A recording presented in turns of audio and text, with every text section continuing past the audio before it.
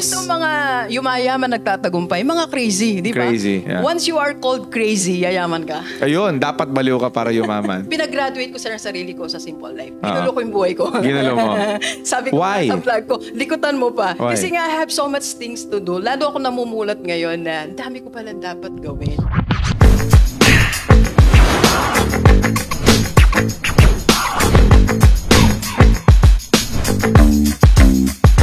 Alright, so good morning, good afternoon, and good evening mga boss. So nandito na naman tayo sa panibagong episode ng RDR Talks. And kasama natin ngayon ang isa sa pinaka-espesyal na bisita ko. Nanggaling pa to all the way from Bataan. Isa sa mga YouTube sensation. Isa sa mga hinahangaan ko personally at pinapakinggan ko personally, guys. Walang iba kundi rockstar. Nandito mismo sa studio natin. Tuwan-tuwa ako.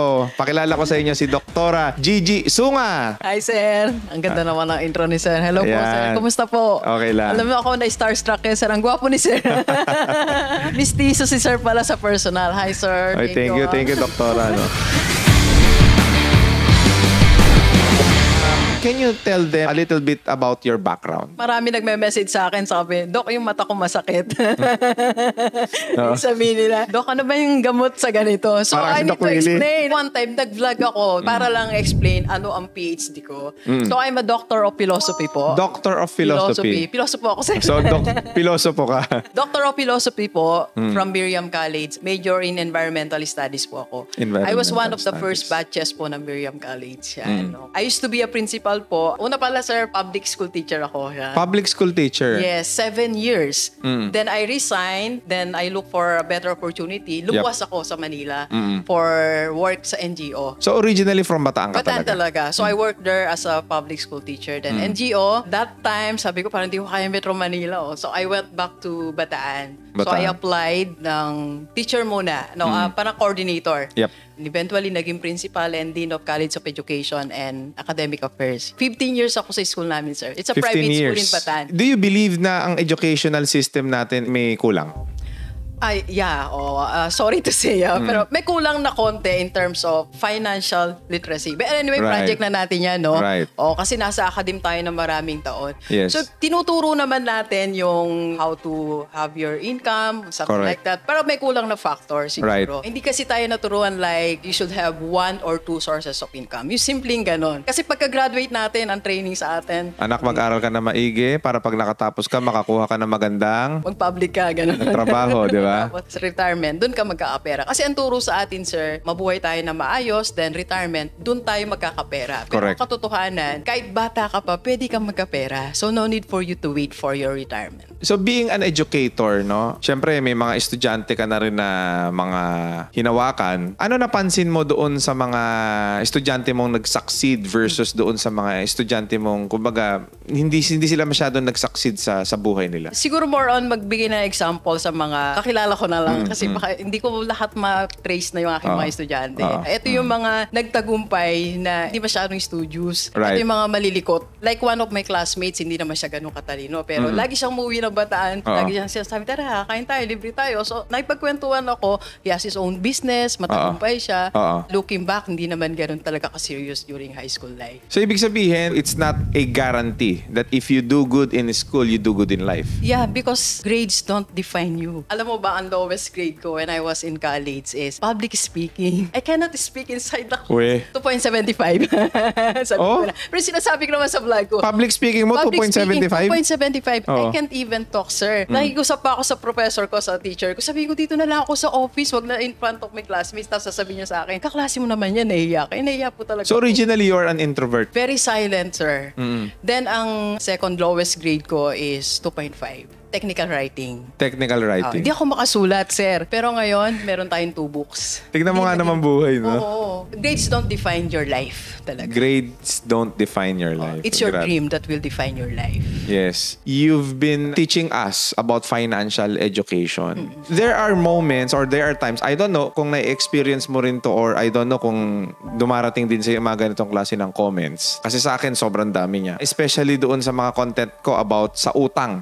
Pag sinabi sinasabing utang, dapat wala kang utang, pasarap walang utang, financial freedom pag wala kang utang, yung mga ganyan. So usually, yung mga contents ko about dapat kang maraming utang, dapat may utang ka, dapat you're using other people's money. Do you think okay lang na may utang? Yeah. For me, ang utang, ang laking tulong sa buhay niyan. Hindi masamang mangutang as long as na-manage mo ang utang mo. Ang utang minamanage, sabi ko nga sa'yo kanina, sir. Kasi kaya tayo nangungutang. Ganito po kasi yon para sa lahat nanonood sa atin. Kaya tayo nangungutang kasi meron tayo nakitang opportunity, sir. Right. Tapos yung opportunity na yon, i-add natin yung skill natin, capacity natin. Galing. And we need money. Yes. Since wala tayong money, meron tayong skills. Other people have money but they don't have the skills. Right. And besides, hindi nila nakikita opportunity. Right. So tayo nakakita ng opportunity, tayo gagawa ng paraan. So utang tayo, di ba? Correct. Kasi wala tayong ibang resources Yes, di ba? Kumbaga, you are using other people's money to gain more profit. Yes. To establish more opportunities. Yes. And to help more people. And to help more people. Pag naka-establish ka ng business mo, anong gagawin mo? Mag-hire ka ng tao, di ba? So tutulungan mo sila. Yep. Oo. So basically, ang utang, it is not for everyone. Meron kasi mga hindi talaga marunong mag-handle ng utang, di ba?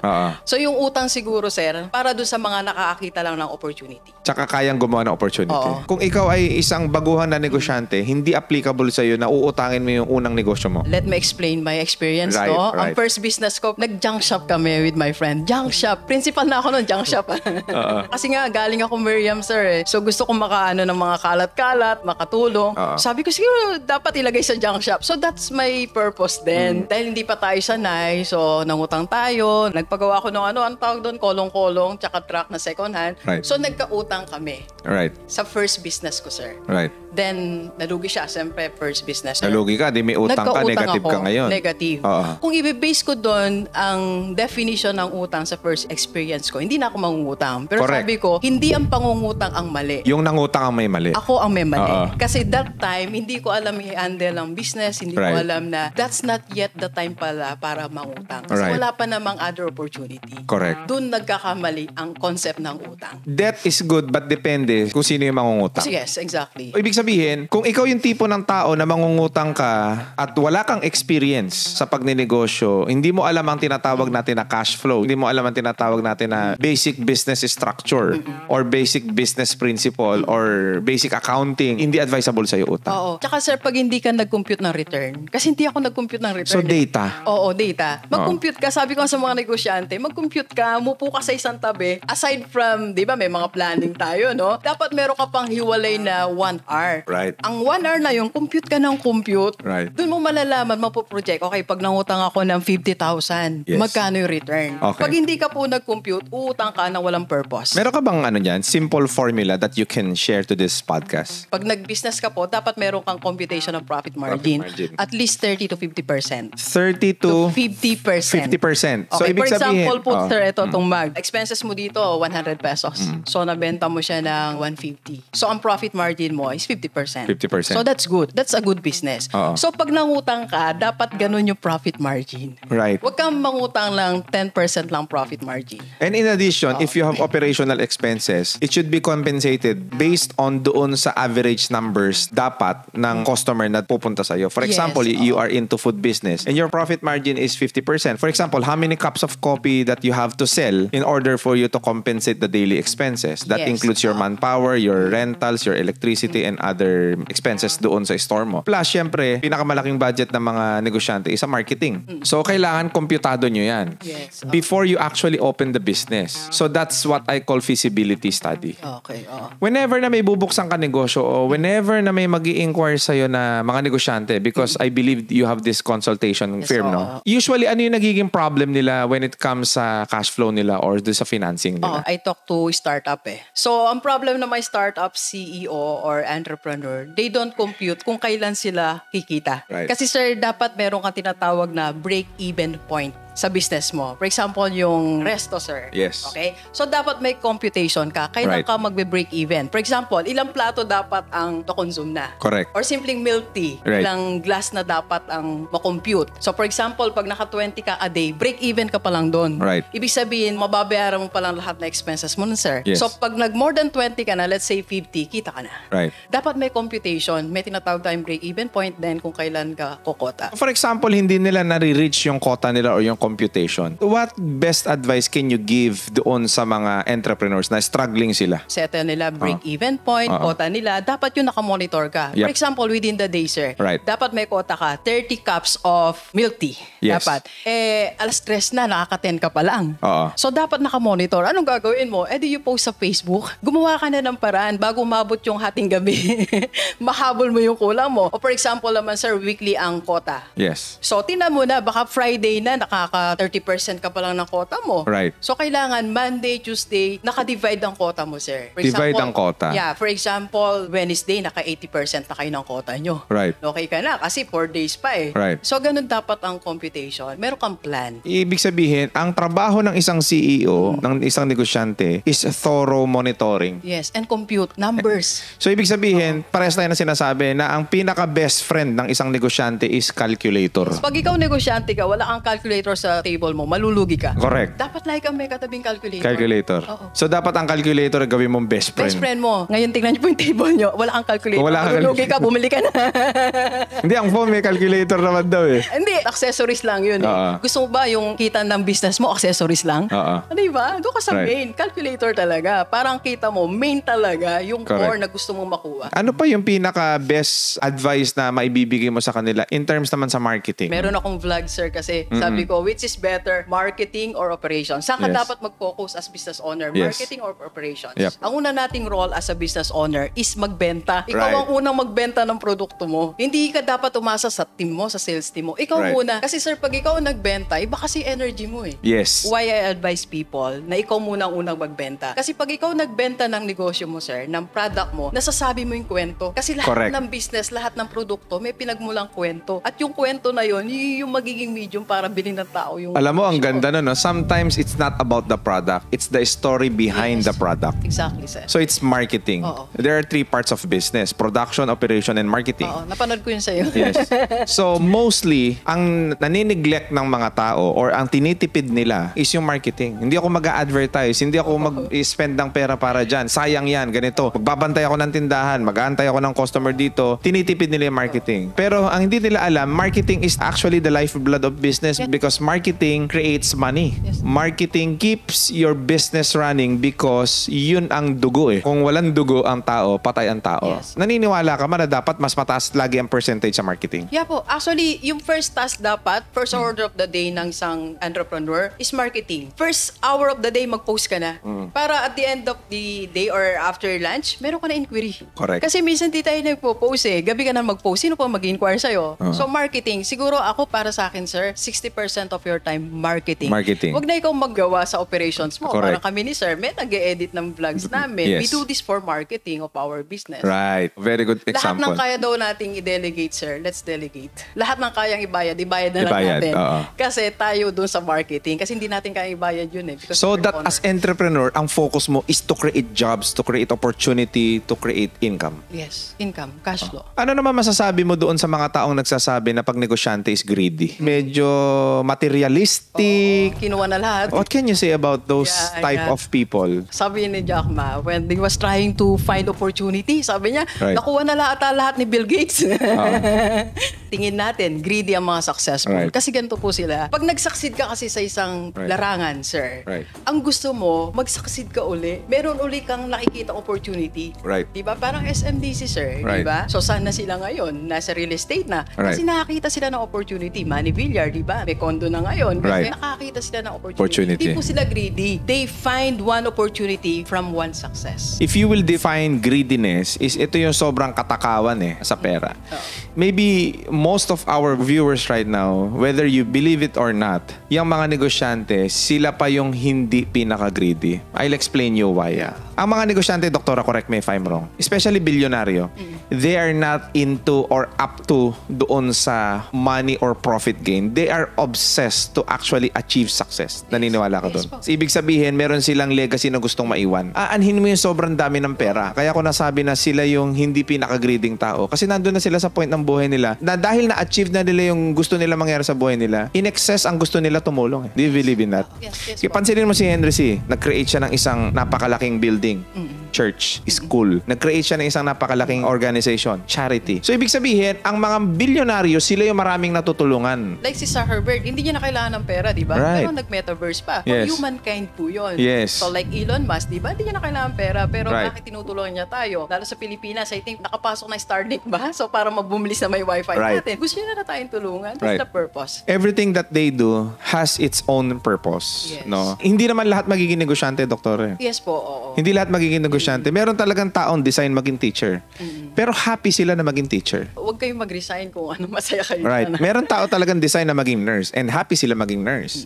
Kanya-kanya tayo ng destination sa buhay natin. And yes, you are right na hindi lahat ng tao is designed talagang yumaman at umasenso. Pero dahil nanonood ka, tinatamaan ka ng video na to, and up to this time, at up to this moment, nakikinig ka, if you're looking for a sign, maybe this is the sign. You start your own. Di ba? Oo, oo. Maybe design ka para yumaman. It's just that may hinahanap ka lang na kulang sa pag-iisip mo. At itong sinasabi namin ni Doktora, nakakatulong sa'yo ngayon. Now, Doktora, kausapin natin yung mga taong down, depressed, yung as in sobrang naging failure yung mga business endeavors nila. What can you say about them? Tingnan na lang natin yung mga tao na ang daming times na bumagsak. Like Dan Lok. I think naka-13 siya eh. 13 failures sa buhay niya bago siya Ikaw ba may nagtagumpay. failure ka sa buhay? Madami po. Madami. Sabi ko nga, first business. Failure. Natin. Failure. Na negative ha? Utang yun. Negative. Ang dami pong failures. Oh, pero bukod doon, ano pa? Nag-fail ka pa ulit?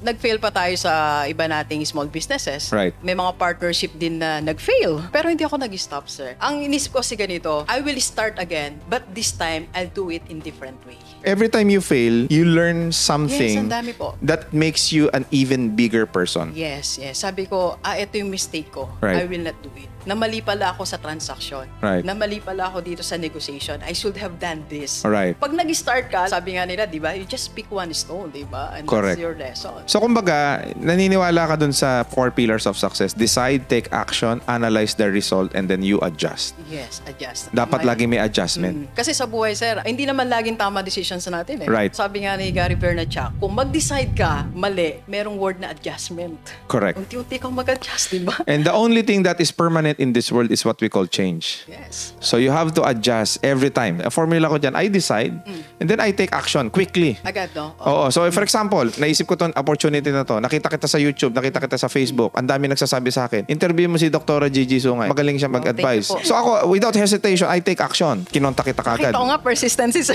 Oo, makulit Akala talaga ni sir, ako. nandito na ako. Akala ko nasa tabi-tabi ka lang eh. Makulit talaga ako. And then, I take action. I analyze. Oh, effective ba? Hindi. Yung approach ko, effective ba? Hindi. Effective naman. Okay. Ngayon, nakita ko, effective yung ginawa ko. Pero kung hindi effective, ano adjustment ko? Maybe hindi ko itong i-message sa messenger. Hahanapin ko yung email nito. O kaya yung Viber nito. O kaya yung ganito nito. Tama. Oo, Di ba? oo. I mean, you find way. As an entrepreneur, you always have to find ways to actually make your craft better and better and better every time. Kasi hindi tayo dapat nagiging stay put eh. Nagiging stagnant. Ikaw ba naniniwala ka, Doktora, na okay lang yung simpleng buhay? Hindi ako naniniwala sa simpleng buhay. Maraming aspect kasi simpleng buhay, sir. Madami, no? Kasi galing na ako sa simpleng buhay. It did not work. Paano simple? Ang simple yung gigising ka, sir. Papasok ka, uwi ka. For me kasi, depende kung how they define simple life. Subjective pa rin. Oh, subjective kasi yun. Before kasi, that's my definition of Simple simple life. I wake up, I go to work, I got paid, then spend it for me and for my family. It's a simple life. Yeah. Pero meron tayong mga gusto na dapat natin kasing gawin. Right. And we have to take risks. And taking risks is not a simple life. It's a hard life. So, ibig sabihin, that's being you as a rock star. Yes. That makes me a rock star. Oo. Pinag-graduate ko sa sarili ko sa simple life. Ginulo ko yung buhay ko. Ginulo mo. Sabi ko Why? sa vlog ko, likutan mo pa. Why? Kasi nga, I have so much things to do. Lalo ako namumulat ngayon na dami ko palang dapat gawin. Yung definition kasi, Doktora, ng simple life dito sa culture natin sa Pilipinas. Meron kang simpleng bahay, meron kang simpleng sasakyan, nakakapag-aral ang anak mo sa private school, and then you have savings, and then you have this small business. Yeah. That's the Filipino dream. Yun na Ideal, yan eh. oo. Ideal, Filipino dream yan eh. Not knowing na tatanda ka. Pagtanda mo, hihina ang katawan mo at pagkakasakit ka. Mau-hospital ka. Tama? Bukod doon, yung anak mo tumatanda din. Lumalaki pangangailangan. Nagkakaanak sila. Dumadami sila. Dumadami kang dapat inaalagaan, sinusustentuhan, at dapat mas stable ang buhay ninyo bilang mag-anak. At hindi lang yon, manganganak ulit yun. And so on and so forth. Ako, ang take ko dyan, we have to strive for more. We deserve better things in life. Yeah, exactly. Bakit ka mangangarap ng simpleng bahay? Kung pwede ka naman magkaroon ng mansion. Correct.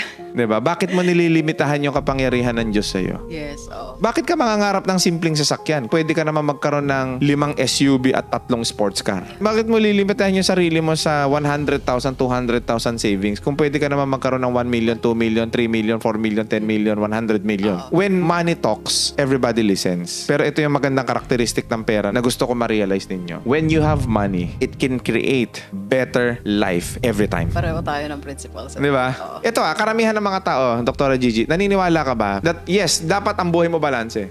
Pero karamihan ng tao, pag inikot-ikot mo, ang ending, ang problema nila, pera. Because of lack of financial education. Kaya hindi nila alam paano yumaman, ang mayaman ay masama, ang mayaman ay ganito. Yung mga masipag na pagbintangan bang masama. Yung mga masipag, nagtsatsaga, nagtitiis, umasenso, naging greedy pa. Diba? Tsaka sir, I think pag simple life kasi, minsan gusto natin, we just have enough para sa atin sa family. Pero pag tininan mo na you want to help other community or certain group, lumalabas ka talaga sa simple life. For example, sir, sa akin, most of my followers are OFW. Yes. Mga 90% yan. So ngayon, I created a business model for them. Binigyan natin silang opportunity na magkaroon ng business through Rockstar Triangle business model. So, it's one of my businesses na model ko yun. So, dati, ang gusto ko lang, magkaroon ako kami ng pera for my mother, sa mga kapatid ko, to help them. Pero ngayon, ang tinitingnan ko na, tulungan ko yung mga followers ko, ibang tao na. Alright. Pag nag-upgrade ka or nag-level up ka ng purpose mo, sa buhay, nag-iiba yung lifestyle mo, nag-iiba yung galaw mo. Yun yung sinasabi ko, mas dumilikot ka kasi marami kang gustong gawin, experiment, until makita mo yung formula that will work for certain group of people. Grabe, no? Alam nyo guys, sa personal, mas nakakabilib si Dr. Gigi. Maniwala kayo sa akin. Thanks. Anyway, last words or last message sa mga viewers na nakapanood ng podcast na to. Ano yung masasabi mo sa kanila? One question na lang siguro tatanong natin sa kanila, sir, no? Yan na ba ang buhay na gusto mo?